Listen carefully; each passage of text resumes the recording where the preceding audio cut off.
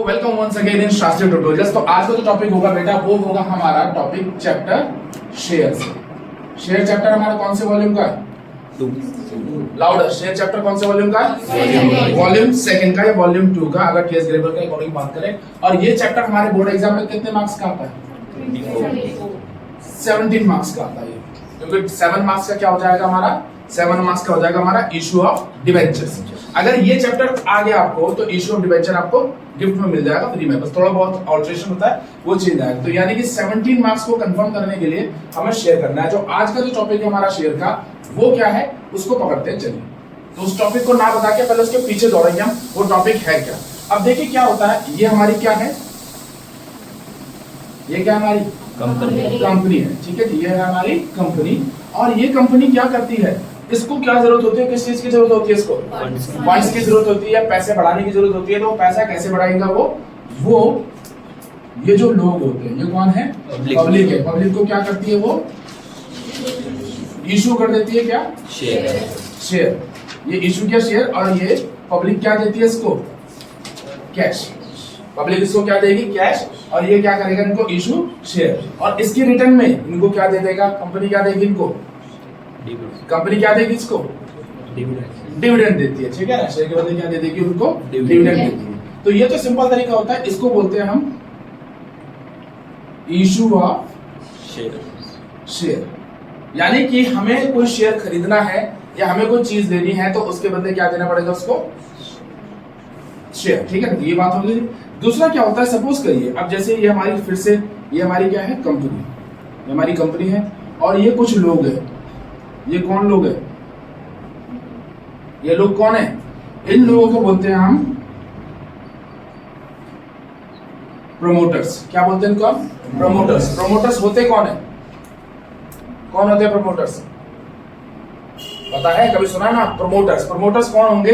जो इस कंपनी को क्या करेंगे? इनकॉर्पोरेट करेंगे। क्या करेंगे? इनकॉर्पोरेट करेंगे। यानी इस कंपनी को क्या करेंगे? शुरू करेंगे, शुरुआत करेंगे।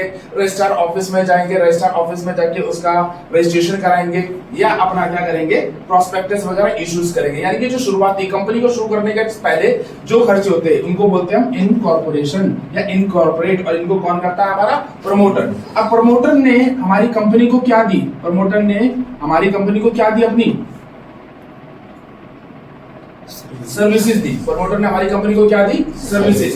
अब प्रमोटर इसके बदले क्या मांगेगा कंपनी से कि भाई मुझे क्या दे दो, आप कैश दे दो। ऑब्वियस सी बात है, फ्री में कोई कुछ नहीं करता। फ्री में आज की डेट में क्या मिलती है? सलाह, वो भी गलत, ठीक है ना। तो प्रमोटर ने कंपनी को क्या दी? शुरुआती सर्विसेज दे दी। अब शुरुआती सर्विसेज के बाद प्रमोटर उससे मांगता है कि भाई मुझे क्या दे दो, इसके बदले पैसे दे दो। अब कंपनी क्या बोलती है? भाई हमारा तो शुरुआती हुई है अभी कंपनी की, हमारे पास तो इतना पैसा नहीं तो पे कर सके, तू एक काम कर, इसके बदले क्या ले ले हमसे? कंपनी के ले ले हमसे शेयर्स। तो अब हमने क्या किया? हमने अपने प्रमोटर्स को क्या दे दिए? शेयर्स दे दिए। अब प्रमोटर ने अब इसको जर्नल एंट्री में रिकॉर्ड तो करना पड़ेगा। ये एक तरह से प्रीलिमिनरी एक्सपेंसेस हो गए। अभी जब आगे वॉल्यूम 3 पढ़ेंगे आप, कौन सा चैप्टर पढ़ेंगे? सीएफएस। कौन सा चैप्टर पढ़ेंगे? सीएफएस। तो सीएफएस में प्रीलिमिनरी एक्सपेंसेस आएंगे। इसमें भी 1-2 जर्नल्स बनेंगी भी आपकी कि शुरुआती खर्चे क्या होते हैं। तो कंपनी को जब शुरू करते हैं, जब चलाते हैं, तो शुरुआती कई खर्चे होते हैं, जैसे रजिस्ट्रेशन कराना, भाई प्रॉस्पेक्टस इशू करना, शेयर को इशू करने में भी कई तरह के खर्चे होते हैं। भाई कैसे इशू करना है, कहां पर इशू करना है, इसका पोर्टफोलियो बनाना है, बहुत सारी चीजें के खर्चे होते हैं। तो कंपनी शुरू में कमाना शुरू नहीं करती, शुरू में क्या होते है? खर्चा करती है। तो जो शुरुआती खर्चे होते हैं उस समय जब सारा पैसा इन शुरुआती खर्चों में लग जाएगा तो हम किसी को पेमेंट करने लायक नहीं रहते। तो हम क्या सोचते हैं? उसके बदले क्या दे दे? शेयर। अब बंदा भी वो कहता है कि प्रमोटर हाँ अच्छी बात है, 1 साल के बाद जब प्रॉफिट कमाएगा तो मुझे उसका अच्छा खासा पैसा मिल जाएगा। उसे पैसे से मतलब चाहे अभी मिले चाहे बाद में मिले। तो यहाँ पर समझ में आ गया। अब इन खर्चों को हमने रिकॉर्ड भी करना है। तो इन खर्चों को रिकॉर्ड करने के लिए हम क्या करेंगे? क्या एंट्री बनेगी हमारी? बताइए, कोई जर्नल बना सकते हैं इसकी? अगर इसको जर्नल में हमने करना है तो क्या बनेगा भाई? बताइए। तो अच्छा, इनकॉर्पोरेशन, तो क्या बोलेंगे हमने? इनकॉर्पोरेशन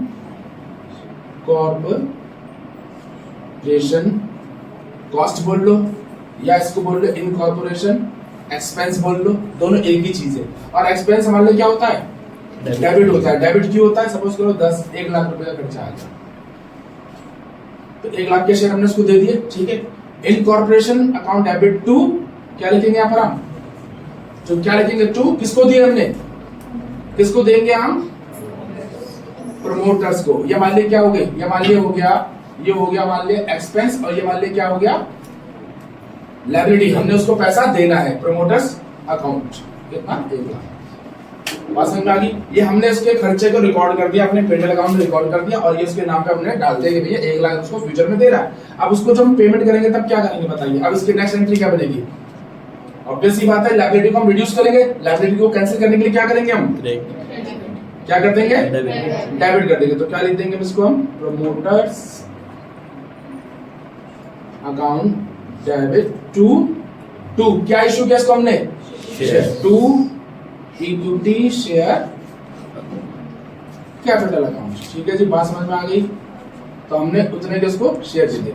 तो क्या जनरल एंट्री बनी हमारी, इनकॉर्पोरेशन कॉस्ट या incorporation expenses account debit to promoters account. ये बन गया जितने का, चाहे 10,000 हो चाहे 1 लाख रुपए। फिर आता भैया हमने उसको पेमेंट कर देनी है, तो हमने अपने लायबिलिटी को रिड्यूस कर दिया, लायबिलिटी को हमने क्या कर दिया, डेबिट कर दिया। Promoters account debit to equity share capital. ये कांसेप्ट समझ में आ गया आपको अच्छे से, ठीक है। अब दूसरा पॉइंट पकड़ते हैं इसी का हम, फिर चलेंगे मेन टॉपिक पे। अब दूसरा क्या है हमारा, कई बार कंपनी, ये क्या है हमारी, ये हमारी कंपनी होगी, ये क्या करती है कंपनी, अमूमन क्या करती है, पब्लिक को क्या इशू करती है, शेयर इशू करती है। शेयर क्या करेगी वो, इशू। अच्छा, अब कब सपोज करो इसने किए 10,000 शेयर इशू, क्या किए 10,000 शेयर इशू किए, किसको, पब्लिक को। ठीक है, अब एक सेबी का रूल है, क्या रूल है तो बताएगा मुझे, सेबी का रूल है 90%। हाँ, सेबी ये कहती है भाई तुम जितने मर्जी शेयर इशू करो कोई फर्क नहीं पड़ता, पर पब्लिक उसको कम से कम 90% पब्लिक उसको क्या कर दे, सब्सक्राइब कर ले। यानी कि अगर आपने 100 शेयर इशू किए कायदे से, अब देखिए कई बार होता है कैपिटल आपकी 10 लाख की है, तो 10 लाख के कैपिटल में आप 100 शेयर इशू कर सकते हो, ये कोई कंपल्शन नहीं है, आपकी इच्छा है, जितने कम शेयर इशू करोगे उतने अच्छे रहोगे। ज्यादा शेयर इशू करोगे तो आपने अपनी ऑनरशिप लोगों को दे दी, आपने अपनी ऑनरशिप लोगों को दे दी है, तो जितने कम शेयर इशू करोगे उतना बेटर रहेगा, पर शेयर इशू करने पड़ते हैं क्योंकि कैपिटल की रिक्वायरमेंट होती है। तो आपने क्या किया, तो 90% शेयर सब्सक्राइब होने चाहिए, किसके द्वारा, पब्लिक के द्वारा। अब सपोज करो एक केस लेके चलते हैं, हमने इशू किए कितने इशू किए 10,000 इशू किए, पर हम पे जो एप्लीकेशन रिसीव्ड हुई फ्रॉम पब्लिक वो हुई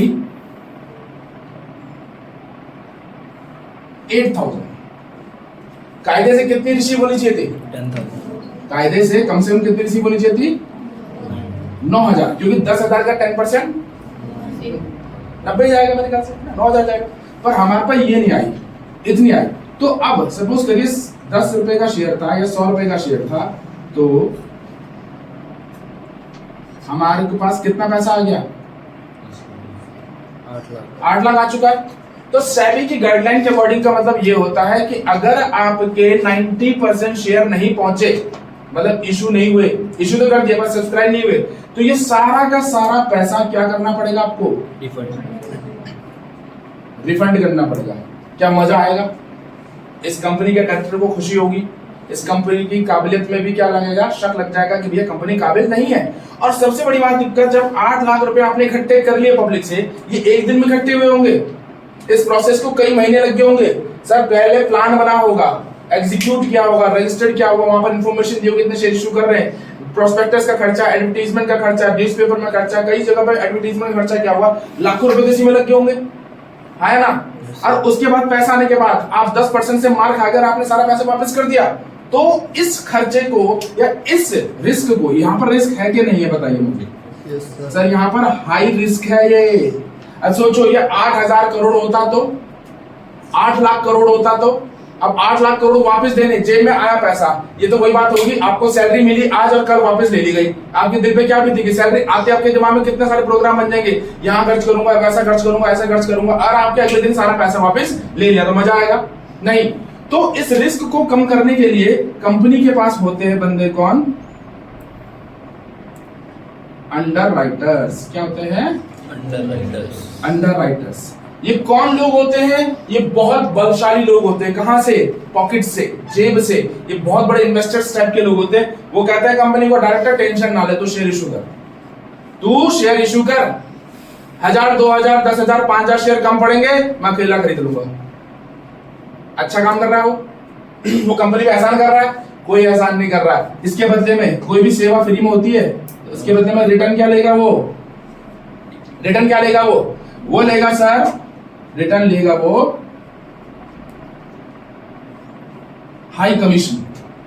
करोड़ों में ले लेता है वो कमीशन भी वापसी, लाखों में ले लेगा, करोड़ों में, जिस तरह से शेयर इशू करेंगे उस हिसाब से पैसा ले लेगा। तो इससे किसको फायदा है? कंपनी को फायदा है, अंडरराइटर को फायदा है? अंडरराइटर, दोनों को फायदा है सर। क्यों? कंपनी की इज्जत बच गई, कंपनी के शेयर इशू होकर कंपनी का काम सही से चल पाएगा। और इसका ये अब दूसरा केस ये होता है, सपोज करो 9,000 शेयर इशू हो गए, क्या अब अंडरराइटर को कुछ मिलेगा? अरे अंडरराइटर को कुछ मिलेगा? मिलेगा, क्योंकि ये तुम्हारी किस्मत थी कि भैया 9,000 चले गए, पर अंडरराइटर ने क्या कहा था, मैं खड़ा हूं, कुछ लॉस होगा, अब नहीं होगा तब भी देना पड़ेगा मैं। पर वहां पर क्या होगा, ये रिस्क कमीशन जो थोड़ा होगा वो क्या हो जाएगा? मॉडरेट हो जाएगा। फिर हाई तो नहीं होगा, मॉडरेट। नहीं तो वो अंडरराइटर बोलेगा ठीक है बेटा अगली बार भी किस्मत के भरोसे जा, अब मैं नहीं आ रहा, तो वहां दिक्कत होगी ना। तो वही चीज है, ये रिस्पेक्ट देनी ही पड़ेगी अंडरराइटर को। चाहे अंडरराइटर आपको शेयर बिके या ना बिके, रिस्पेक्ट चाहिए तो चाहिए, नहीं तो अंडरराइटर नाराज हो गया फिर काम नहीं बनेगा, ये याद रखना। क्योंकि अंडरराइटर कौन है? आपका गॉडफादर है इस समय। और गॉडफादर को नाराज करने का मतलब है आपने अपना मुंह मुड़वा लिया उससे अपनी तरफ से अच्छी तरह से। अब गॉडफादर झांक के भी दिखेगा आपकी तरफ। जनरल बनेगी इसकी हमारी क्या? Under writer commission account debit. ये क्या है मेरा नेचर से? एक्सपेंस। तो एक्सपेंस को डेबिट करेंगे, लायबिलिटी जनरेट हो जाएगी मेरी किसके नाम पे? To under writer. राइटिंग को समझ लेना प्लीज, ठीक है। सपोज हमने कमीशन कितना दिए थे उसको 800, ये ठीक है। अब सेकंड एंट्री क्या बनेगी इसकी? लायबिलिटी को रिड्यूस करने की। तो अंडर राइटर को क्या कर देंगे हम? Underwriter account debit to, क्या इशू किया हमने इसको? Equity share capital. सपोज करो 80 शेयर थे 10 रुपए के हिसाब से, तो ये हो गया हमारा, अच्छा जी, तो 800 हो गया, ठीक है। बात समझ में आ रही है? तो यहाँ पर हमारा अंडर राइटर का भी कंसेप्ट क्लियर हो चुका है। तो जब भी कंपनी इशू करती है तो कंपनी को उसको जरूरत पड़ती है इनकॉर्पोरेटर्स की, जो कंपनी के शुरुआती खर्चों में मदद करती है। अंडर राइटर जो होते हैं संकट मोचन की तरह काम करते हैं, क्योंकि आप तुरंत फंसोगे तो आपको वहां से हम किकआउट या निकाल देंगे, सॉर्ट आउट करके प्रॉब्लम। तो ये दो चीजें आ गई। अब चलेंगे हम मेन टॉपिक की तरफ, ठीक है ना। अब हम चलेंगे मेन टॉपिक की तरफ। चलो अभी तक हमने टॉपिक नहीं बताया क्या करना चाह रहे हैं, अब यहां से टॉपिक की स्टार्ट होगी, ठीक है। तो सपोज करिए ये क्या है आपकी कंपनी, ठीक है। इस कंपनी को एक मशीन चाहिए, ये है आपका कोई वेंडर। वेंडर मतलब होता है, कई बार ऐसा होता है कि जिससे आपने माल खरीदा या जिसको माल बेचा उसका नाम नहीं दिया होता, तो उसमें क्या लिखेंगे हम? वेंडर। सपोज करो यहाँ पर XYZ लिमिटेड बोल दिया, यहाँ पर नाम दे दिया, पर जब नाम नहीं होगा तो क्या बोलेंगे उस बंदे को? वेंडर। हमने इससे एक मशीन परचेज करी है। मशीन परचेज करने के लिए हमें कम से कम रुपए चाहिए 4 लाख। एक मशीन हमने इससे लेनी है, क्या लेनी है इससे हमने? मशीन लेनी है 4 लाख की, पर हमारे पे 1 रुपया नहीं है। हो सकता है सर? बिल्कुल हो सकता है सर, कंपनी में पैसे लगे रहते हैं हर जगह, ठीक है, तो कई बार नहीं होता। तो एक तरीका यह है कि भैया ये करे शेयर को इशू। किनको इशू करेगा? पब्लिक को शेयर इशू करे, फिर पब्लिक इसको क्या दे? कैश। और ये प्रोसेस क्या हो जाएगा? बहुत ज्यादा लंबा। कब शेयर इशू होंगे, कब लोग खरीदेंगे, कब एप्लीकेशन देंगे, प्रोसेस बहुत बड़ा हो जाएगा। तो वो क्यों ना ऐसा करेगा, वो इस वेंडर से बोलेगा भाई तू मुझे क्या दे दे? मशीन। तू मुझे क्या दे दे? मशीन, और मैं तेरे को उतने, अब देखो 4 लाख की मशीन की जो कॉस्ट है वो कितनी है? 4 लाख। अब हमारा जो शेयर है, एक शेयर की जो कीमत है वो कितनी है? 10 रुपए। हमारे एक शेयर की कीमत कितनी है? 10 रुपए। तो नंबर ऑफ शेयर्स, तो मुझे अगर इसको 4 लाख रुपए की पेमेंट करनी है और मैं कहता हूं कि भाई मेरे पास पैसा नहीं है, तो इसके बदले मुझसे क्या ले ले? उतने शेयर ले ले, 4 लाख के शेयर। और मेरे एक शेयर की कीमत यानी इस शेयर की 10 रुपए को क्या बोलूंगा मैं?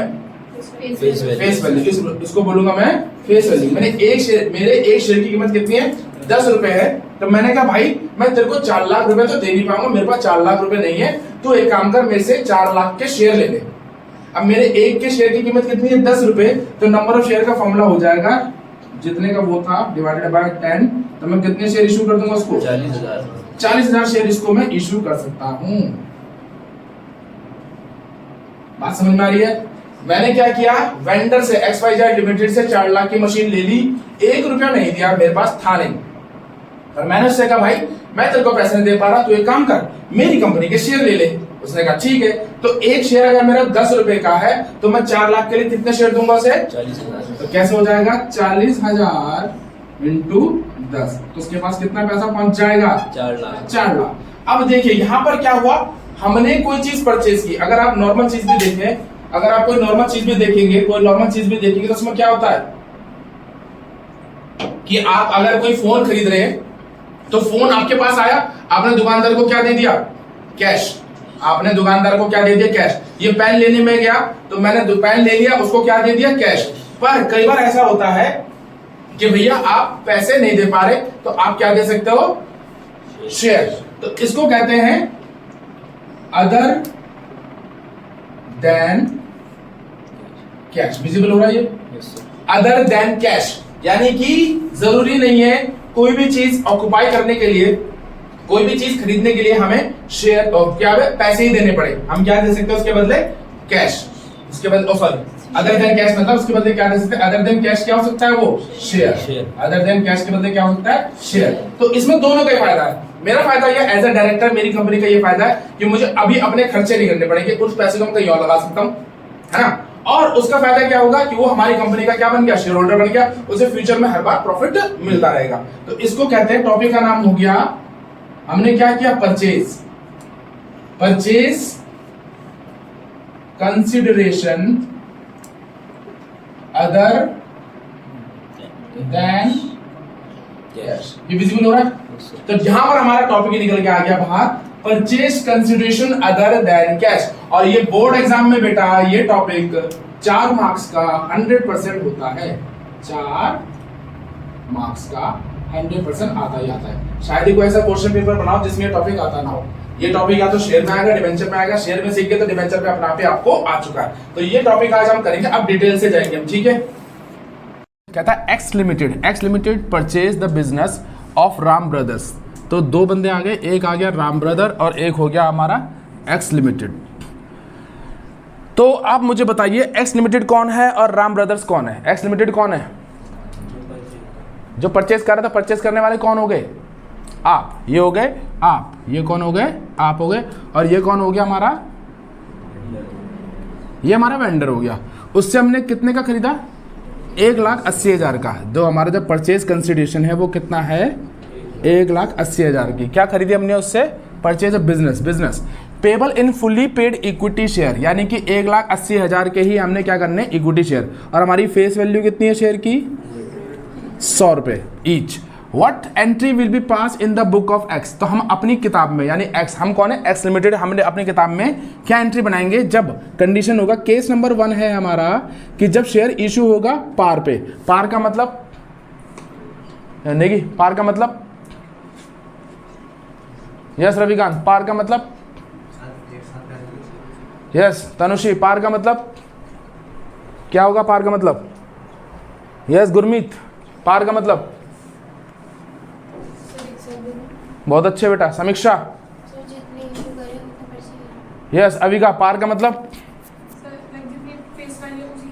यानी 10 रुपए का शेयर है तो 10 में जा रहा है, ये होता है पार का मतलब। यानी कि अगर 100 रुपए का शेयर है तो 100 में जा रहा है, और 100 रुपए का शेयर अगर 90 में जा रहा है तो डिस्काउंट हुआ, और 100 रुपए का शेयर अगर 120 में जा रहा है तो क्या हो गया, प्रीमियम हो गया। पता नहीं क्या बातें करते हैं। तो फेस वैल्यू यानी पार पे, यानी कि 100 का शेयर 100 में जा रहा है और प्रीमियम 20%, तो 100 का 20% कितना होगा,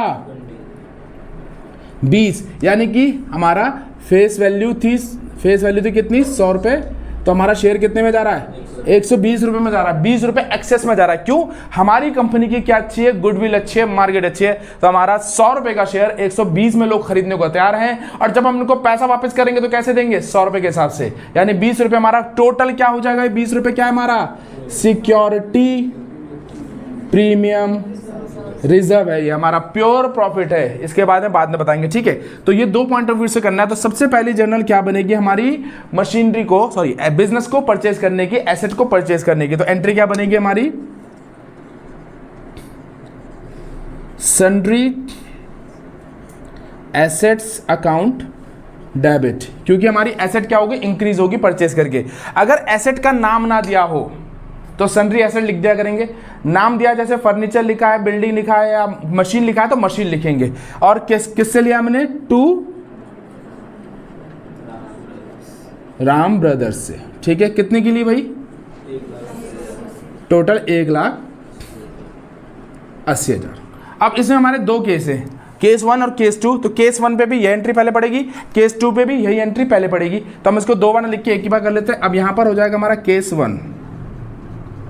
केस 1 क्या कहता है, पार, ठीक है। केस 1 क्या कहता है, पार। तो इसमें निकालना, ये विजिबल हो रहा है। तो यहां पर हम पहले फॉर्मूला निकालेंगे नंबर ऑफ शेयर्स का, यानी कि अगर हमको उसको 1,80,000 की पेमेंट करनी है, यानी शेयर से, इक्विटी शेयर से पेमेंट करनी है, तो हमें उसे कितने शेयर बेचने पड़ेंगे। तो देखते हैं, नंबर ऑफ शेयर का फॉर्मूला होता है purchase consideration upon issue price. तो कितना परचेज कंसिडरेशन, 1,80,000 और फेस वैल्यू है 100। तो कितने शेयर आ गए, 1800 शेयर इशू करेंगे इसको हम। बात समझ में आ गई। ऐसे यहां पर देखेंगे, अगर हम केस नंबर 2, केस नंबर 2 क्या है हमारा, प्रीमियम हम निकाल चुके हैं भैया 20 रुपए। तो फॉर्मूला सेम वही लिखिएगा, ये विजिबल हो रहा है। Number of share equals to purchase consideration face value plus premium. मैं तीसरा केस भी कर देता हूं, उसमें समझाने के लिए कर देता हूं, क्वेश्चन वैसा बनेगा नहीं अभी। तो केस अगर थर्ड होता, किस में होता, डिस्काउंट में, तो क्या होता नंबर ऑफ शेयर का formula, purchase consideration face value minus discount. यानी कि सपोज करो डिस्काउंट था थर्ड केस 10%, तो कितना आ जाता, 1,80,000। चलो मैं तीनों कर ही देता हूँ, बन जाएगा इसका। तो 100 माइनस 10 कितना हो जाएगा, 180 अपॉन 90। ऐसे वो काट के कितना बनेगा, 2,000 शेयर बन रहा है, सही जा रहा हूँ मैं, ठीक है। और इसका कितना बन जाएगा भैया, 1,80,000 अपॉन 120। तो कुछ कितना बन रहा है ये, 1500, ठीक है। तो यानी अगर हम 100 का शेयर 100 में कर रहे हैं तो 1800 शेयर देने पड़ेंगे इसको, और अगर हम प्रीमियम में कर रहे हैं तो 1500 शेयर देने पड़ेंगे, और अगर हम डिस्काउंट में कर रहे हैं तो कितने शेयर देने पड़ेंगे, 2000, ठीक है। तो चलो अब इसकी जनरल बनाते हैं। यहां तक क्लियर हो चुका है मामला। तो इसकी जनरल मैं यही बना देता हूं, एक ही जनरल बनेगी, एक पहली जनरल ये बन चुकी है, अब दूसरी बनेगी ये। कंफ्यूज तो नहीं हो रहे। सबसे पहले हमने परचेज की, फिर हमने नंबर ऑफ शेयर निकाले, तो क्या एंट्री बनेगी इसकी। अब हम शेयर किसको दे रहे हैं, किसको दे रहे हैं, तो Ram brothers to equity share capital. कितने शेयर है बेटा, 1800। कितने रुपए के हिसाब से, 100।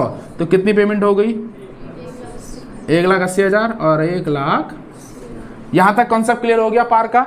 अब डिस्काउंट प्रीमियम की भी दे लेते हैं, पर प्रीमियम में जगह नहीं मिल रही, तो मैं क्वेश्चन को मिटा दूं, चल जाएगा काम। तो हम प्रीमियम की सेकेंड एंट्री बनाएंगे, प्रीमियम पे इशू हो रहा है जब, तो सेम वही बनेगी हमारी, Ram brothers debit to equity share capital. तो equity share capital face value आती है वहां से, कितने शेयर थे भाई, 1500। अच्छा उसका तो 1500 है। 1500 शेयर कितने रुपए के हिसाब से, 100 रुपए के हिसाब से। और 20 रुपए तुम्हारा प्रीमियम है ना, तो प्रीमियम को क्या करेंगे हमेशा अलग से शो, 1500। तो क्या हो जाएगा, टू सिक्योरिटी प्रीमियम रिजर्व। तो यहां पर तो पूरा आ जाएगा 1,80,000। अब 1500 से क्या था, कितना है भैया, 1.5 लाख आ गया, ठीक है। और यहां पर कितना आ जाएगा, 30,000। तो ये एंट्री पूरी होगी हमारी, समझ में। अब एक क्वेश्चन और लेते हैं। अब देखिए पिछले क्वेश्चन में क्या था, हमने एसेट परचेज की थी एक सिंगल। तो जरूरी नहीं है केवल एसेट ले, कई बार ऐसा भी होता है हम किसी का पूरा बिजनेस ही खरीद लेते हैं, हो सकता है ना, ऐसे हो सकता है। जैसे माइक्रोसॉफ्ट ने किसका बिजनेस खरीदा था, नोकिया का, ठीक है। ऐसे हम किसी का पूरा बिजनेस भी खरीद लेते हैं। जब हम किसी का बिजनेस खरीदेंगे तो भैया उसकी एसेट और लायबिलिटी को भी ऑक्यूपाई कर लेंगे पूरा, ठीक। तो एसेट का ओपनिंग बैलेंस क्या होता है और लायबिलिटी का ओपनिंग बैलेंस क्या होता है, क्रेडिट। तो चलो करते हैं, फिर इसको समझते हैं। तो पहले पूरा पढ़ लें। एक्स लिमिटेड ने परचेज किया running business of Vikas limited का। तो हम कौन है, एक्स लिमिटेड, और हमारा वेंडर कौन हुआ, विकास। हमने विकास का पूरा बिजनेस ही खरीद लिया और उसका जो सम हो रहा है कितना, for a sum 2.5 lakh payable as ₹2,20,000 fully paid equity share of ₹10 each. क्या मतलब इसको, क्या हुआ, कोई बताएगा इसका? अरे कोई बताएगा इसका कि 2.5 lakh payable as 2,20,000 in fully paid up equity share ₹10 each and balance in the bank draft. यानी कि जो आपका परचेज कंसिडरेशन बन रहा है वो कितने का बन रहा है भैया, पूरा 2.5 लाख का बना, पूरा हिसाब किताब बना कितने का, जो बिजनेस सोल्ड हुआ कितने में हुआ, 2.5 लाख में। और आपने 2,20,000 के क्या कर दे, इक्विटी शेयर, यानी कि 2,20,000 यानी कि 22,000 के 10 रुपये से कर दिए, हाँ है ना भाई। 22,000 शेयर कितने इशू किए आपने, 10 रुपये के हिसाब से, तो कितना हो गया, 2.5, 2,20,000 कितना बचा, जो 30,000 एंड बैलेंस, ये बैलेंस कितना मेरा अब 30,000, ये कैसे पे कर दिया, बैंक ड्राफ्ट से। यानी कि 30,000 कैसे पे कर दिया भैया, बाय बैंक थ्रू। क्लियर है मामला, समझ आ रहा है। यानी 2.5 लाख का हमने पूरा हिसाब किताब लिया, 30,000 हमने पेमेंट कर दी उसी समय बैंक के थ्रू, टू बैंक करके, हाँ। और जो बाकी बचा भाई 2.5 में से 30 गए तो 2,20,000 बचा। 2,20,000 के हमने अगर नंबर ऑफ शेयर्स निकालेंगे तो कैसे आएगा, नंबर ऑफ शेयर्स का 2,20,000 अपॉन ये, तो कट के कितना आ गया, वही 22,000 आ गया। विजिबल हो रहा है ये, ठीक है। तो 22,000 क्या समझ में आ रहा है, हमने थोड़ा फास्ट कर लिया था। तो यानी ये हमारा पूरा वर्किंग नोट बन चुका है। अब हमने क्या करा, हमने क्या क्या लिया, प्लांट एंड मशीनरी लिया, सन्ड्री डेटर लिया, स्टॉक लिया और कैश, और बस ये पहले सारे हम लायबिलिटी को, एसेट्स को ले ले तो क्या आ जाएगा, प्लांट एंड मशीनरी डेबिट, फिर सन्ड्री डेटर्स और स्टॉक, कैश कितना 20,000, ओ सॉरी डेटर। तो अमाउंट डाल दे, कितना कितना है बताना अमाउंट, 90,000, 30,000, हाँ 50,000 और 20,000। अब ये था मेरा सन्ड्री क्रेडिटर। तो सन्ड्री क्रेडिटर यानी कि इधर आ जाएगा हमारा 2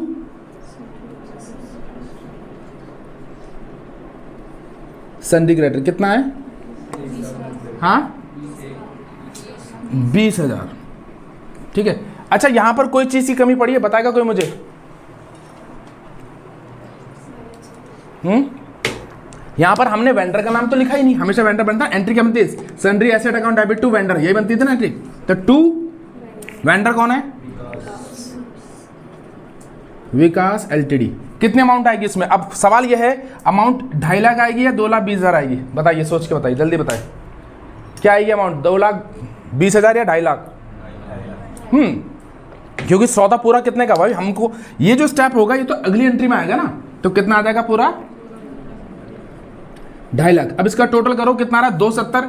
लायबिलिटी का टोटल आ रहा है, मतलब क्रेडिट साइड का टोटल आ रहा है 270, और इसका टोटल कितना रहा 90 और 80, 180, और ये कितना हो गया 1,90,000।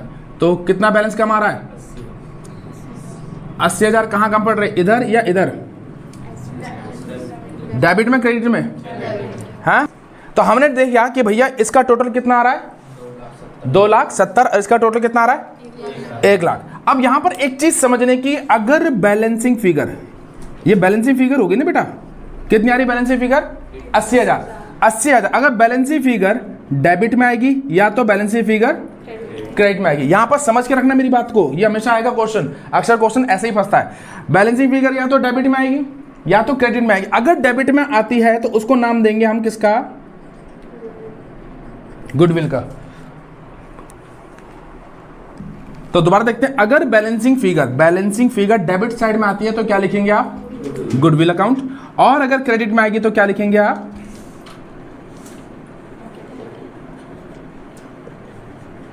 Capital reserve. बात समझ में आ गई।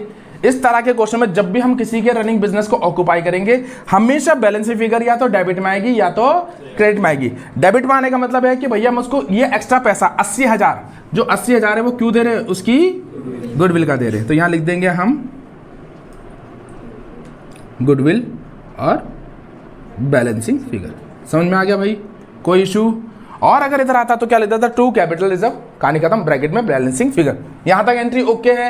ये पहली एंट्री है, इसमें हमने कोई पेमेंट नहीं करी, बस हमने ये देखा है हमने क्या क्या एसेट को ऑक्यूपाई किया, क्या क्या लायबिलिटी को ले लिया, और हमारा टोटल कितना आ रहा है, 2.5 लाख का। अगले स्टेप में क्या आता है, अब दो हमारी सेकंड एंट्री जो बनेगी वो करेगी हमारी पेमेंट करने की। तो क्या बनती है सेकंड एंट्री? वैसे सेकंड एंट्री क्या बनती है बताना, अरे बताओ जल्दी। वेंडर्स कैपिटल अकाउंट डेबिट, तो यानी कि वेंडर कौन था हमारा, विकास को करनी है ना भाई, विकास लिमिटेड 2। देखो हमेशा आसान तरीका है, हमेशा वेंडर और 2 शेयर कैपिटल डाल दो, फिर बाद में देखेंगे भैया इशू ऑफ शेयर है, पार है, प्रीमियम है, क्या है, वो बाद में देखा जाएगा।